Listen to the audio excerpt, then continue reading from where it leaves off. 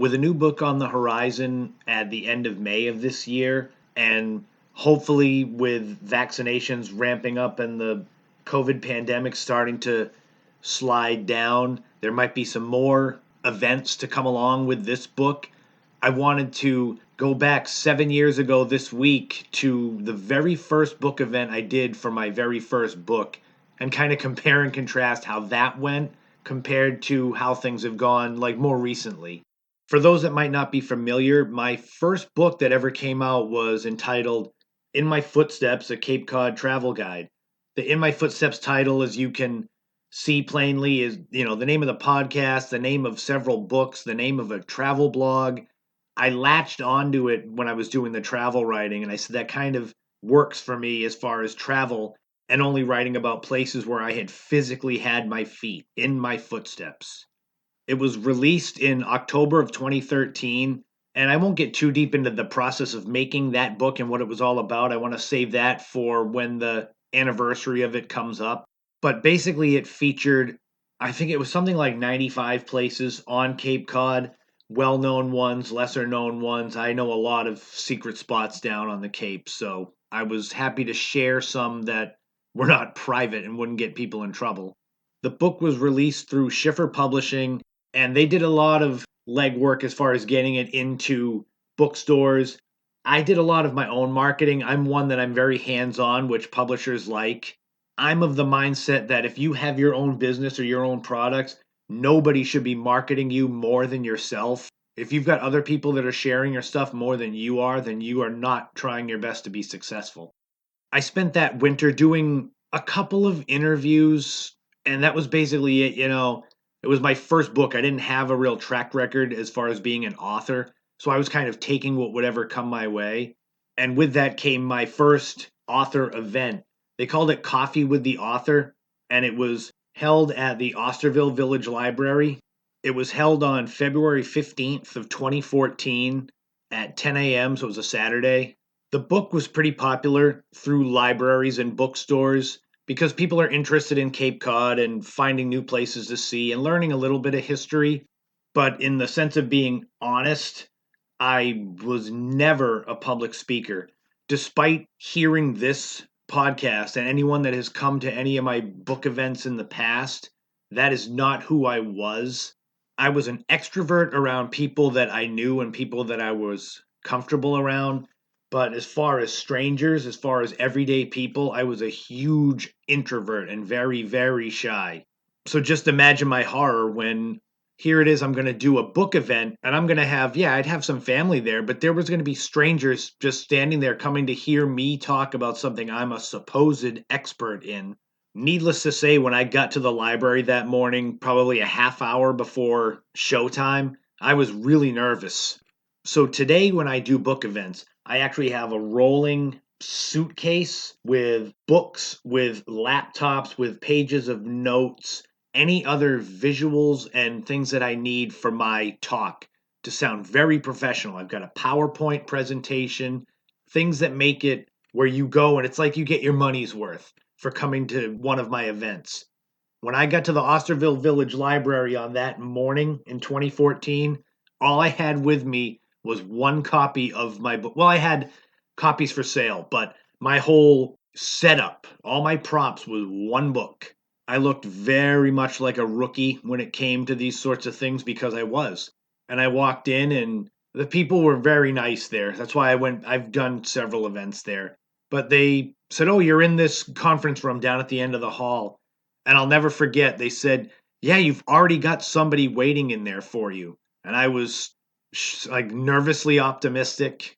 I'll never forget my biggest memory of that first book event was walking into that conference room and seeing my grandfather sitting there waiting for me. He was there before me for my first event. And I'm going to get much, much deeper into my grandfather, John Sullivan, and his influence on who I am as a human and a lot of what I am as far as, the general makeup as a person. At some point, I will do an episode of the podcast strictly on him, and trust me, it'll be good. But I'll just say This event, my first event, could have been an abject failure. And the fact that my grandfather felt so much pride and he was so excited to come and see me, I could have failed miserably and I would have felt it was a success because my grandfather thought it was a success. But how did the event go? So I ended up with, God, I would say like 2 dozen people there, which is all right. As far as family, of course. I said my grandfather was there, my mother was there, my three sisters were there, my auntie Emma and Uncle Eric, who are now the ones that when I talk about living in Vegas, they're the aunt and uncle that I talk about. I wasn't sure if they wanted me to name drop them, but I'll mention them here because they were at my first event. My cousin Dale, she was there, and a lot of just really nice, I'll say strangers, but they were fans, which blew my mind. And here I am, the event consisted of me talking about who I was. 12th generation Cape Codder.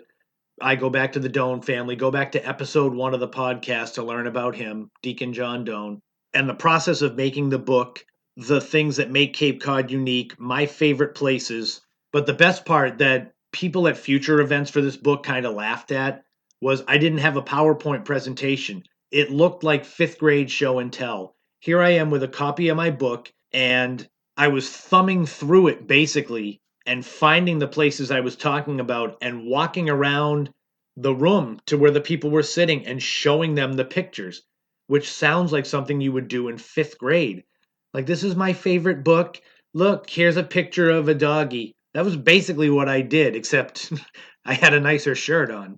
Being shy and introverted, I had to learn how to be a public speaker and project my voice and show confidence.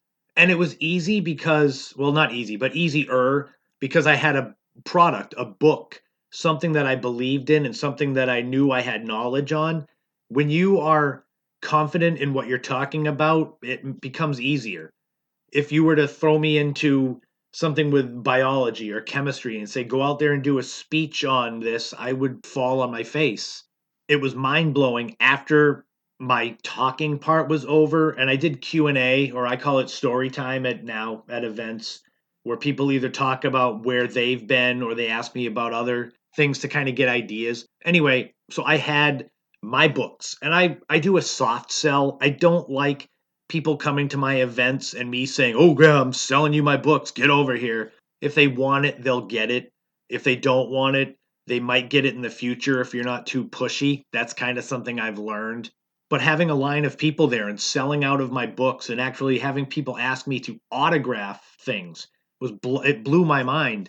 I had this pen. It was from the Cape Cod Cooperative Bank. I think I still have it, but it doesn't write anymore. But one of my old friends, she's been best friends with my twin sisters, Lindsay and Ashley, forever. Crystal Joy Smith, she was Gonzalez when she was younger. She gave it to me at the first Chamber of Commerce event I ever went to for the dentist chamber a few months earlier. And I had used that thing to sign hundreds of books before it finally died. And it's one of those little keepsakes I have for the In My Footsteps journey, I call it. Speaking of old friends, I'll never forget there's an old friend named Jessica. She was Holmes when she was younger, but we went back to kindergarten and she was there with her husband, Dan. And all right, so they're from New Hampshire. They had other reasons to be on the Cape. They didn't come to my book event from the middle of New Hampshire, but it was crazy to see them and the fact that they came to my event. And I always remember that. I remember the faces of a lot of the strangers that were there. I don't remember a lot of the names. There were some neat things to come out of that too. There's an awesome picture of me and my three sisters, and we have our fists out because we have these, they're called Anchor Me bracelets, and they were created by the daughter of one of my mother's friends, and we all had one. And there's this really neat picture. I think it's iconic for the family of us all standing there with our fists out, showing the anchors, but it's like a sign of solidarity of the family. And also at that event, my sister Ashley, it was the first time that I signed her copy of the book, and she would come to tons of future events for that same book, and I would sign it in different places. It was like signing a yearbook. I would just say, "Thanks for coming out again. Jesus, enough." But despite not having a PowerPoint presentation, not having any notes, standing up there looking like I was at fifth grade show and tell just with a nice shirt on. I always remember the Osterville Village Library was the first to take a chance on me being an unknown author and scheduling some time for me to do something. They're at 43 Wayano Road, just in case anyone wants to go there. You should check them out, and they deserve it, and I really appreciate them. And all the strangers and people that were just fans of what I wrote, they came there to see me. It's such a humbling experience to know you created something that people enjoy. That's what I like about this podcast. I'm making this episode hoping that there's someone out there that has no clue who the hell I am, but you listen to this and something that I say or something in my voice connects with you and makes you want to go back and listen to other episodes or contact me and ask me about the first book or book event, how to schedule it, how to speak in public. Christ, I had to figure that out on my own. And having my family there, having my mother be proud of me is a huge thing. Having my siblings there, having aunts and uncles there, old school friends there, but mainly having my grandfather, my role model, the person that I try to be and try to emulate with life, having him be the first one there because he felt so strongly. That was my main thing I took out of this event, and it carried me forward. In the years since and with the book since, I mean, I've done probably close to 100 events at libraries, bookstores. I've done them at gift shops at the Chatham Bars Inn. I've done it at Not Your Average Joe's restaurants. I've done it at the vitamin shops. Some have been big successes, some have been abject failures. I'll be telling stories about a lot of those because some of them are just like Seinfeld episodes, like I've said before. Things that happen where you're like, I can't believe this is real life, but it is. The In My Footsteps journey, though, as far as book events and public speaking, all started 7 years ago this week at the Osterville Village Library. I'll probably post a few photos on my Twitter and Instagram so you can see what I looked like with my shirt and standing there in front of everyone. Even all these years later, I would like to say thank you to everyone that came to that first event that kind of buoyed my confidence and helped me going along as a writer, as a person, as a public speaker. I hope you enjoyed that little trip down memory lane to day one as far as a public speaker went for my first book at the Osterville Village Library.